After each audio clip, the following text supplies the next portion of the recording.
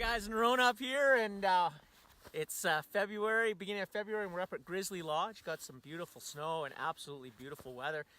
And I thought, because it's halfway through the season, I'd kind of go over the sled and some of the things I run. A lot of guys ask me, where do I spend my money? What do I get for my sled to either protect it or make your experience better when you're out riding? So I've done stories and videos on what I do. The first thing I talk about is people always ask me skid plate. I get the full body Skidoo skid plate. It works really well. It's really easy to install, and hopefully you don't hit anything, but it really helps if you skim off any broken trees, or if you do hit things, it's going to protect your heat exchanger. So haven't had anything affect the machine this year that way, so that's one of the first things, and it's been great as it is all season. One thing that I've done this year is I upgraded my suspension to the Fox Coilovers QS3s, and I absolutely love this shock package, the full shock package.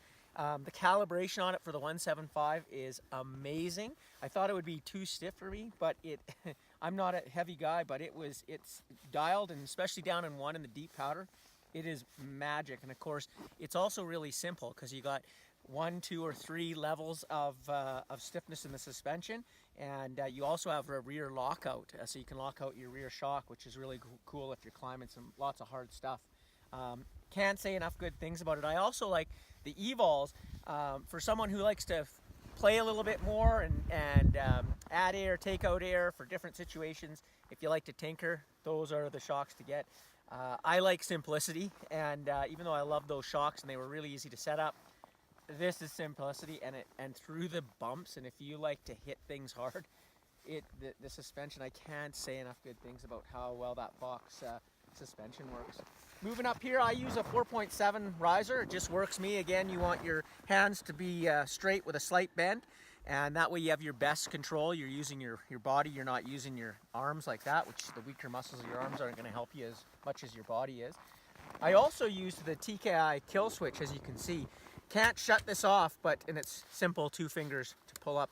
Love this kill switch. Anyone who sees it goes, wow, that is an amazing piece of CNC machine that Tom has done at TKI. And of course, the brake reservoir protector sits right over your reservoir. This machine has come fully down onto a tree from the back end into trees, and the only damage was this scrape right along the top here. It was unbelievable how no damage at all. And we thought the whole front end top end was gonna be broken.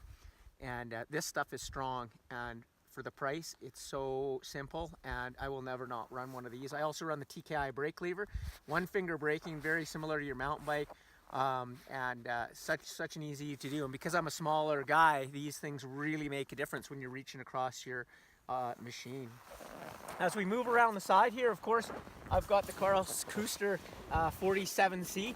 I never said this was a mandatory piece of gear. As with anything, it's also all about choice, but once you run this seat, it almost makes you ride like Carl. It doesn't really, but you can imagine that it does. It's just smaller in every way, 1 inch narrower, 1 inch lower, and 2 inches shorter. And I won't go back. I can't go back to a stock seat. So absolutely love that. And then right down here, the toe holds. This is a mandatory piece of gear as far as I'm concerned. You can ride the machine without it, and those that do, you sort of just get by without using. But once you put these on, you realize how important and how great it was when we had the footwell that your foot was in and that you use. You don't have to have a footwell now to do that. You can have the toe hook, and of course, when you need it, it's there. But if you don't, your foot can still come out, and that's really, really important. As we move back, we'll move to the very back first. I don't have my snow flap on here because I use the Link removable snow flap, and on days like this, I don't even bring it into the backcountry. What's so great is a lot of people cut their snow flap. You will overheat in the spring on hard packed trails if you don't have a snow flap or you cut it. So the best is to run this Link removable snow flap, and I love it. Backing off your deck, moving around, even in the backcountry, if you have to back up, the sled just does it with ease, and it lets that snow evacuate. So when in those deep days, we just pulled this huge climb, and that's where you notice that. And then of course, easy to put it back on for going down the trail. And the last thing is the Link Slim waterproof bag. I absolutely love this bag. My favorite bag before was the sport bag. I still like that bag, but I never use it anymore. I believe that everybody will be routing a shovel on their tunnel bag in the next couple of years. Having it back here, it has been the best thing, and one of the biggest reasons I love this bag. I still have my shovel and probe in my pack, but I actually carry a probe and shovel in here because I can get it to it faster out of the bag, and I use it more. So it's not to say you need to dig out a machine anymore, because you almost don't, but instead of using your hands and doing all this, because my shovel's so easy accessible, I use my shovel more if I ever get stuck. And I also use my probe to check the snow depth, check if I can feel layers. And pulling it out of my pack, my Avi pack now, which I don't like to take off, I can get at these. Of course, you still have to have your shovel and probe on you, on your person, so that if you get separated and you need to rescue a buddy, then you have your gear. But for every other moment, I use it on here.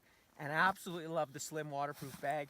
You can carry I got a drone in here, 3 pairs of gloves, extra set of goggles, some water, and it fits in here with ease. It's not even really extended that much. So those are the things that I use and am enjoying through the winter. Can't say enough good things about it. The sled has run like a top all winter. Amazing. And the new 571 belt, which I'm using. Same compound, a little more rubber, better grip, holds RPM better.